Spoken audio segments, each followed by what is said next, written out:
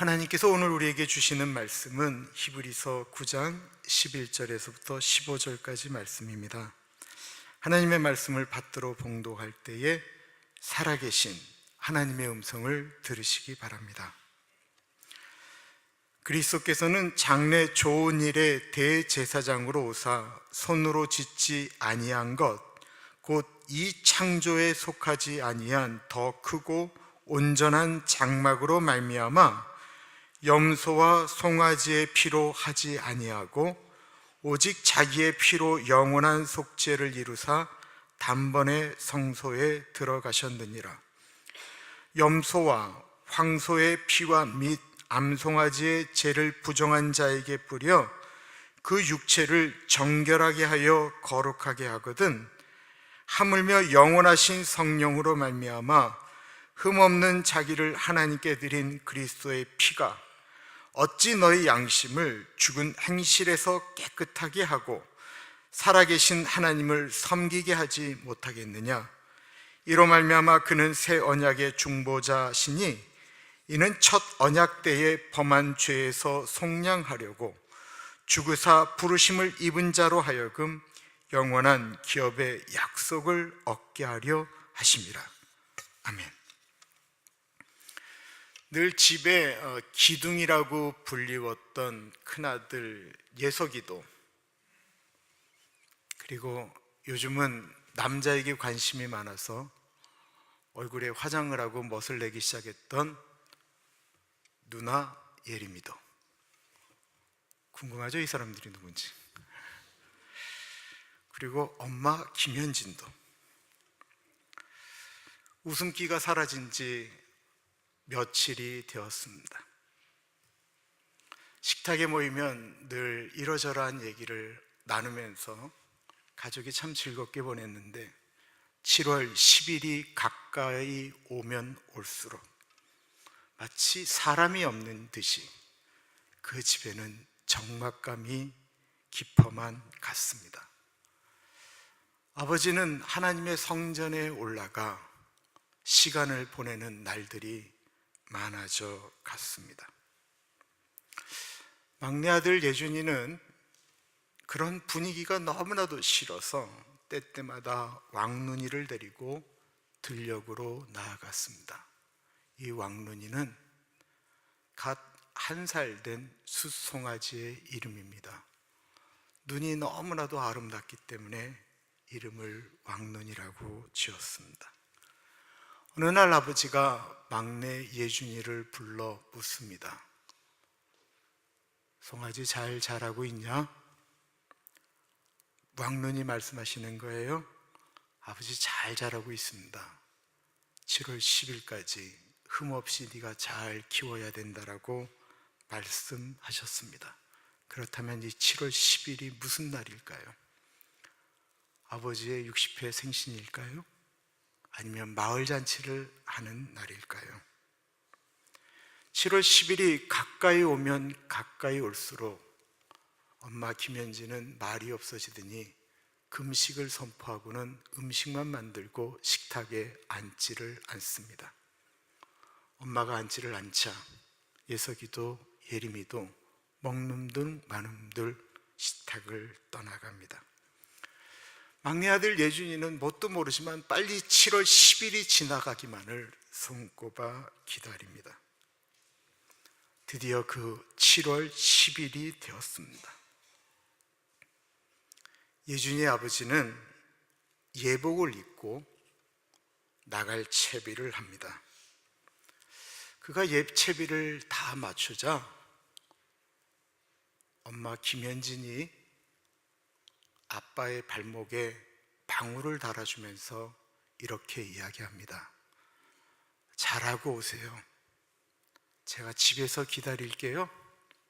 제가 맛있는 저녁 준비해 놓고 당신 기다릴게요. 마치 전쟁으로 나가는 사람에게 하는 말인 듯한, 어쩌면 다시는 보지 못할지도 모르는 사지로 보내는 남편에게 하는 듯이 엄마가 이야기를 합니다. 그렇습니다. 예준이 아빠 김인철은 대제사장입니다.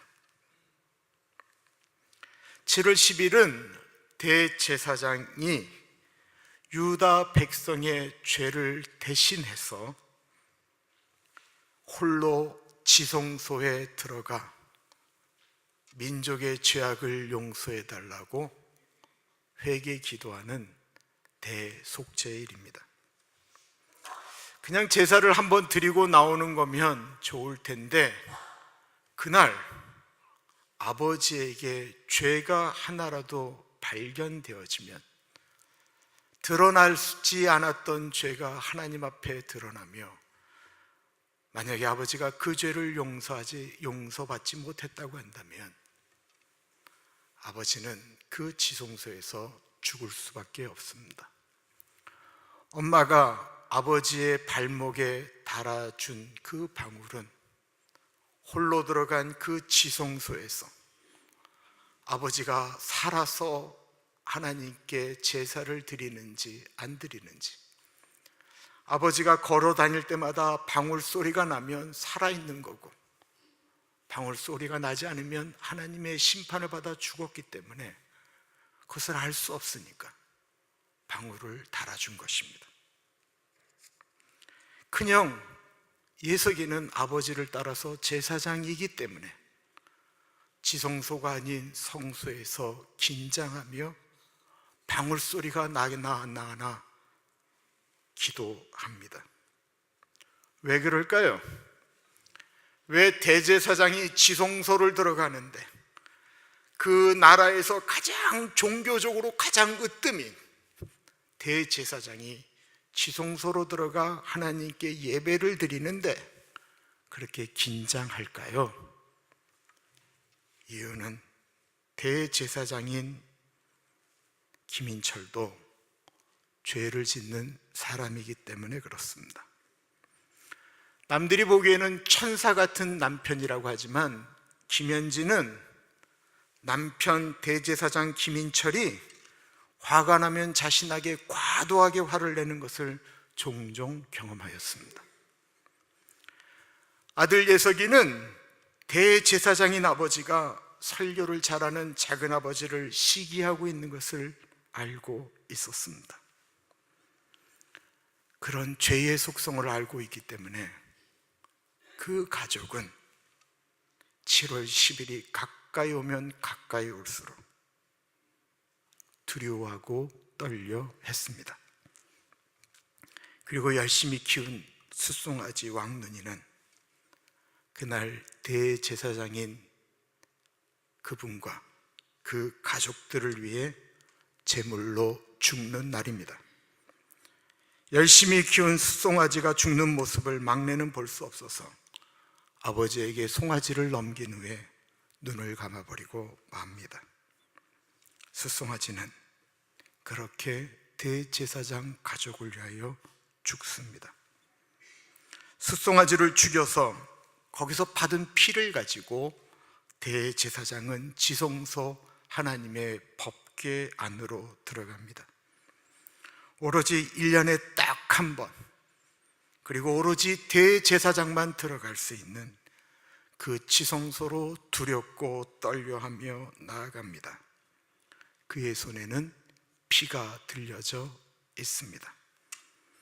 그리고 그는 자기 자신을 위해, 가족을 위해, 그리고 이스라엘 민족을 위해 두렵고 떨려하며 하나님의 언약궤에 피를 뿌리며 제사를 드립니다. 레위기 16장 말씀입니다. 아론은 자신을 위한 속죄 제물로 숫송아지를 가져다 자신과 자기 집안을 위해 속죄해야 한다. 그는 자기를 위한 속죄 제물로 숫송아지를 잡아야 한다. 그는 여호와 앞에 제단에서 숯이 가득한 향로와 곱게 갈아놓은 향품을 두 손으로 가득 펴서 휘장 안으로 가져가 여호와 앞에서 그 향품을 숯불에 놓아 그 향품의 연기가 증거궤 위 속죄의 자리로 가려야 한다. 그렇지 않으면 그는 죽게 될 것이다. 그는 숫송아지의 피를 가져다 속죄의 자리 앞면에 손가락으로 뿌리고 또 손가락으로 피를 찍어서 속죄소 앞에 7번을 뿌려야 한다. 그 후에 그는 백성을 위한 속죄 제물로 염소를 잡아 그 피를 휘장 안으로 가져다 수송아지의 피로 행한 것과 같이 속죄의 자리 위와 속죄의 자리 앞쪽에 뿌려야 한다. 이와 같이 그는 이스라엘 백성들의 부정함과 반역함과 그들의 모든 죄로 인해 지성소를 위해 속죄를 해야 한다. 이스라엘 민족은 수천 년 동안 이런 방식으로 자신들의 죄를 용서해 달라고 제사를 드렸습니다. 그리고 매년 대제사장의 집안은 혹이나 제사를 지내다가 죽을까 봐 불안에 떨어야만 했습니다. 죄인이었기 때문에 그렇습니다. 7월 10일에 드리는 그 대속죄일의 제사가 만일 대제사장이 매우 훌륭한 분이었다고 한다면 이스라엘 민족의 축복이었지만, 대제사장이 별로이고 죄악 가운데 머물러 있었다고 한다면 그 집안도, 이스라엘 민족 자체도 고통을 받아야만 했습니다. 이것이 사람이 대제사장인 그가 드리는 제사의 한계입니다. 시간이 지날수록 이스라엘 민족들은 제사에 대한 두려움이 사라지기 시작했습니다. 그들은 죄를 더 많이 짓기 시작했습니다. 그러자 이스라엘 민족은 더 큰 황소를 드리면 하나님이 기뻐 받으실 것이다 라고 생각하면서 더 큰 것 이야기하며 제사를 화려하게 만들기 시작했습니다. 헌금을 많이 드리면 제사를 받으실 줄 알고 헌금을 많이 드리기 시작했습니다. 그들이 죄를 많이 지으면 많이 지을수록 황소의 크기는 점점 더 커져만 갔고 드리는 제물의 숫자도 많아져만 갔습니다. 어느 날 하늘에 계신 하나님이 그 제사를 받으시다가 장탄식을 하십니다. 이사야를 통해서 하나님이 하셨던 말씀입니다. 여호와께서 말씀하시되 너희의 무수한 제물이 내게 무엇이 유익하뇨? 나는 수양의 번제와 살찐 짐승의 기름에 배불렀고 나는 숫송아지나 어린 양이나 수염소의 피를 기뻐하지 아니하노라. 그 하나님 아버지의 마음을 알았던 왕이 있었습니다. 도저히 용서받을 수 없는 죄를 저질렀습니다. 자기 부와 남의 아내를 가져다가 간음하였을 뿐만 아니라 그것을 은폐하기 위해서 그 부하를 죽였던 다윗 왕입니다.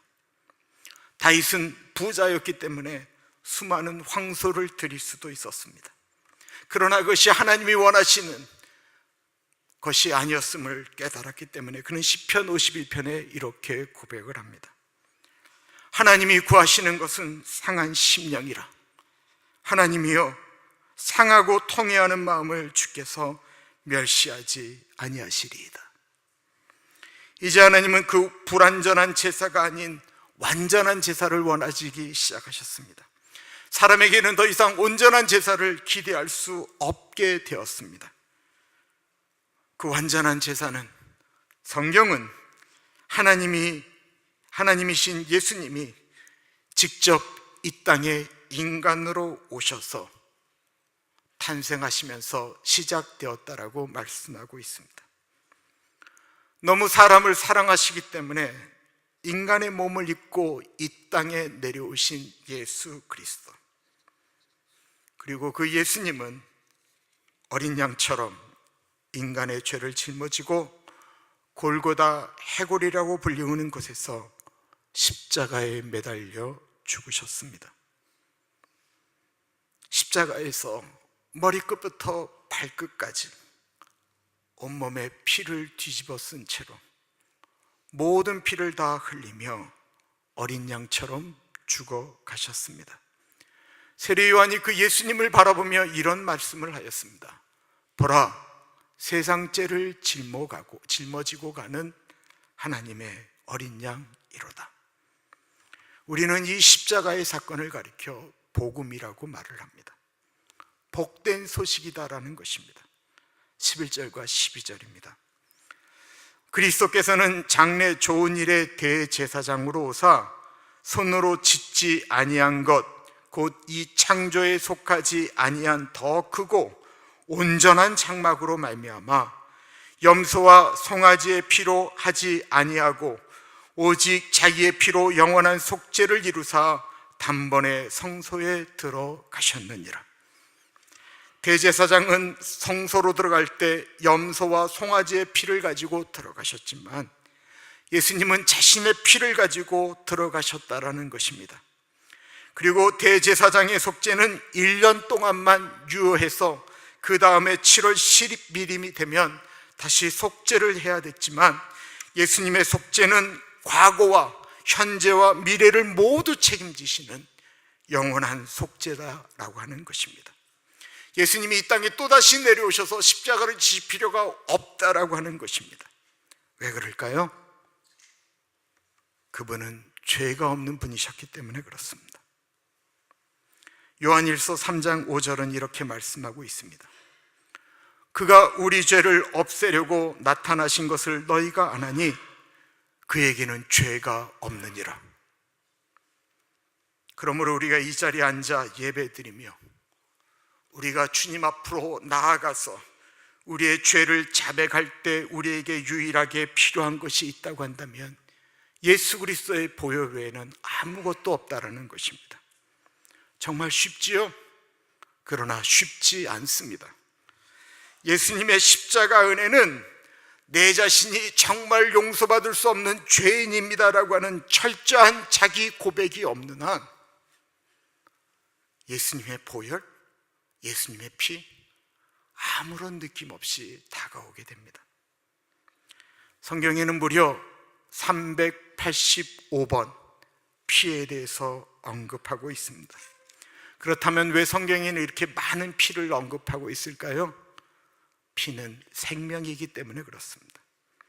성경에는 피를 먹지 말라라고 말씀하고 있습니다. 피가 생명이기 때문에 그렇습니다. 레위기 17장 14절에 모든 생물은 그 피가 생명과 일체라. 그러므로 내가 이스라엘 자손에게 이르기를 너희는 어떤 육체의 피든지 먹지 말라 하였나니 모든 육체의 생명은 그것의 피인즉 그 피를 먹는 모든 자는 끊어지리라. 그럼 언제부터 성경에 피 이야기가 나오기 시작했을까요? 처음으로 짐승을 잡아 피를 낸 것이 언제부터일까요? 창세기 3장 21절은 이렇게 이야기하고 있습니다. 여호와 하나님이 아담과 그의 아내를 위하여 가죽옷을 지어 입히시니라.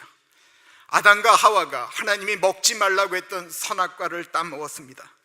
하나님을 섬기는 삶보다 본인들이 하나님처럼 결정권을 가지고 있는 것이 좋았기 때문에 그렇습니다. 하나님을 멀리하는 순간, 자신들이 주인 되겠다라고 이야기하는 순간 죄가 들어왔습니다. 죄라고 하는 것은 부끄러운 것입니다. 그들은 너무나도 부끄러워서 무화과 잎을 따다가 옷을 만들어 가리웠습니다. 그들이 만든 무화과 잎으로 가리면 얼마나 가리웠겠습니까? 하나님이 그들의 죄는 미워하였지만 그 모습을 보니 견딜 수가 없었습니다. 그래서 하나님이 이 세상을 창조하신 후 첫 번째 피를 흘리십니다. 그것은 하나님이 만드시고 보시기에 좋았다라고 이야기하는 짐승 중에 2마리를 잡아 가죽옷을 벗겨서 인간에게 입혔다라는 것입니다. 인간에게 죄가 들어오는 순간 사람은 죽게 되었습니다. 죽는 것은 피와 관련이 있습니다. 우리 몸에 흐르는 피가 멈추는 순간, 피를 공급하는 심장이 멈추는 순간 사람은 죽습니다. 이빨이 빠져도 살고, 귀가 하나 잘리고, 손이 잘리고, 팔이 잘리고, 다리가 잘려도 살지만 피가 없으면 죽습니다. 그러므로 죄와 용서를 구할 때도 사용되어졌던 것은 생명을 상징하는 피였다라는 것입니다. 히브리서 9장 22절은 이렇게 말씀하고 있습니다. 율법을 따라 거의 모든 물건이 피로써 정결하게 되나니 피 흘림이 없은즉 죄사함이 없느니라. 우리는 유월절의 유래를 알고 있습니다. 430년 동안 노예로 살던 이스라엘 민족이 이집트를 탈출하려고 할 때 하나님이 그들을 구출하시려고 이집트에 9가지 재앙을 내립니다. 한 가지 한 가지 재앙도 너무나도 엄청난 것인데도 이 이집트의 왕 바로 왕이 마음이 너무 악해져서 이스라엘 민족을 내보내려고 하지 않습니다. 그때 하나님이 10번째 재앙을 내리십니다. 무엇입니까? 각 집마다 첫 번째 아들 장자를 죽이겠다라는 것입니다. 이 장자를 죽이겠다라고 할 때는 이집트에 있는 사람이나 이스라엘 사람들이나 예외가 아니었습니다. 오직 그 장자가 죽지 않고 죽음의 사자가 넘어갈 수 있는 방법은 어린 양을 잡아서 그 피를 받아서 문인방과 문설주에 바르게 되면 죽음의 천사가 넘어가겠다라고 이야기합니다. 왜 죽음의 사자가 넘어갑니까? 장자 대신 어린 양이 죽었기 때문에 그렇습니다. 그러나 어린 양의 피가 발라져 있지 않은 것은 여지없이 장자가 죽었습니다. 집의 단단함과 상관이 있었을까요? 아무리 단단한 돌로 만들어도 죽음의 사자가 들어가 장자를 죽였습니다. 문이 열리지 못하도록 못질하고 무거운 테이블로 가로막고 어느 누구도 들어올 수 없도록 테이프로 다 막았을지라도 장자가 죽었습니다. 돈이 많은 부잣집 아이도 죽었고 장자 주변에 수많은 호위무사를 두어도 죽었습니다. 살 수 있는 유일한 방법은 어린 양의 피가 발라진 그 집에 사느냐 안 사느냐였습니다. 마찬가지입니다. 우리가 사느냐 죽느냐라고 하는 것은 우리 안에 우리를 위하여 죽으신 예수 그리스도의 십자가의 보혈의 은혜가 있느냐 없느냐라고 하는 것입니다. 어느 분이 제 뒤에 있는 저희 아치 모양의 십자가가 몇 개가 있는지 세어보았다라고 합니다. 스크린이 좀 더 커지기 전에는 9개가 보였는데 이제는 8개가 보인다라고 합니다. 여러분의 눈에는 십자가가 보이십니까? 그 십자가는 영원한 속죄의 증거입니다. 1년마다 제사를 드릴 필요가 없는 영원한 속죄입니다. 더 이상 피 흘리지 않고 주님의 십자가 앞에 나아가 기도하면 우리의 죄를 용서해 주시겠다라고 하는 그 능력의 표시입니다. 어찌 하나님이신 예수님이 십자가에서 나의 죄를 용서하셨는가? 그 사실을 그렇게 가볍게 여길 수가 있겠습니까? 어찌 그렇게 하나님의 십자가의 은혜를 값싸게 여기며 그 은혜를 그렇게 가볍게 여기며 살아갈 수가 있겠습니까? 정말 십자가의 은혜를 경험한 사람들은 어떻게 삽니까? 삶이 바뀔 수밖에 없습니다.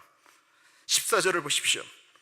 하물며 영원하신 성령으로 말미암아 흠없는 자기를 하나님께 드린 그리스도의 피가 어찌 너희 양심을 죽을 행실에서 깨끗하게 하고 살아계신 하나님을 섬기게 하지 못하겠느냐?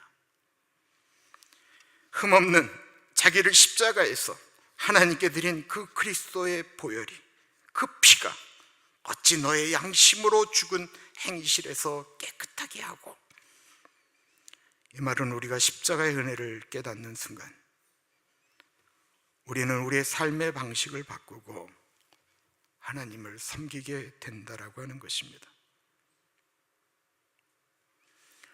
지금 멕시코 선교사로 나간 제 신학교 선배님이 한 분 계십니다. 한국에 있을 때는 정말 젊은이들에게 엄청나게 유명한 분이었는데 그 모든 것을 다 포기하고 멕시코로 나갔습니다. 평생 예수님과 결혼하겠다고 결혼도 안 했습니다. 이분이 신학교를 다닐 때 정말 과격한 행동을 했습니다. 이분이 때때마다 신학교에서 사라지는 것입니다. 그러면 동기들이 현욱이 또 거기 갔나 보다. 그리고는 그 선배님을 찾으러 쓰레기장을 갔습니다. 자신이 십자가의 은혜를 깨달은 후 자신이 쓰레기와 같았다라고 하는 사실을, 그런 자신을 구원하신 예수님을 생각하며 혹이나 그 사실을 잊어버릴까 봐 때때마다 쓰레기장에 무릎을 꿇고 기도하였습니다. 혹시 교회에서 시간 보내는 것이 아깝지 않으십니까? 혹시 하나님께 헌금하는 것이 벌벌 떨리지는 않으십니까? 주님의 일에 봉사하는 것에 본인의 기분을 따라 이랬다 저랬다 하십니까? 오래 신앙생활 했는데 여전히 십자가라는 단어가, 보혈이라는 단어가 불편하십니까? 만약 그렇다고 한다면 어쩌면 그분은 십자가에서 죽으신 예수 그리스도의 은혜를 경험하지 못했는지 모릅니다. 고린도전서 1장 18절은 이렇게 말씀하고 있습니다. 십자가의 도가 멸망하는 자들에게는 미련한 것이요 구원을 받은 우리에게는 하나님의 능력이라. 예수 믿는 사람들이 십자가 이야기하는 것이 너무 미련해 보이고 하등 종교 같아서 멸망하는 사람들은 그 얘기를 미련한 이야기라고 이야기하지만, 수준 떨어지는 이야기라고 이야기하지만, 예수 그리스도가 달려 죽은 십자가의 은혜는 구원을 얻은 우리들에게는 하나님의 능력입니다. 구원받을 능력은 성경에 예수 그리스도의 피밖에 없다라고 말씀하고 있습니다. 다른 종교를 믿어도 착하면 구원을 받는다라고요? 과연 착합니까? 이 세상에 착한 사람이 어디 있습니까? 나는 그저 교회 나와서 좋은 얘기 듣고 좀 착하게 살라고 교회를 나옵니다. 나는 굳이 십자가 같은 것은 필요 없습니다라고 말할 정도로 종교적인 그리스도인이 어디 있습니까? 우리 자신의 내면을 우리가 있는 그대로 바라봅니다. 그럼 우리 자신 중에, 이 세상 어떠한 사람 중에 죄 없다라고 말할 사람이 어디 있겠습니까? 처음 예수님을 만났을 때의 감격을 잃어버리셨습니까? 그래서 과연 예전처럼 돌아가고 싶으십니까?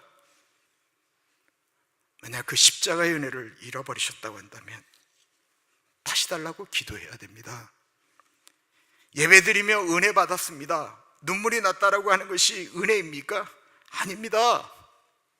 그 받은 말씀 때문에 자신을 돌아보고 회개하고 자신의 행실을 고치려고 하는 것이 은혜 받은 사람의 모습입니다. 예수 믿었는데 아직도 너무나도 바뀌지 않는 모습으로 있습니까? 자신은 너무나도 못돼서 이 성품만큼은 절대로 못 고친다고요? 자신의 문제는 의학적으로 중독이라고 말하는 것이기 때문에 아무리 노력해도 안 된다고요? 예수의 보혈의 능력이 있습니다. 남의 돈을 등쳐먹던 삭개오가 달라졌습니다. 가늠하다 잡힌 여인도 바뀌었습니다. 귀신 들린 여자도 바뀌었습니다. 5번 결혼한 여자도 바뀌었습니다. 우리는 할 수 없지만 예수님이 같이 하시면 가능합니다. 죄를 이기고 우리의 삶을 극복시키는 예수 그리스도의 은혜가, 그 십자가의 은혜가 우리와 함께 계시기 때문입니다. 기도하겠습니다.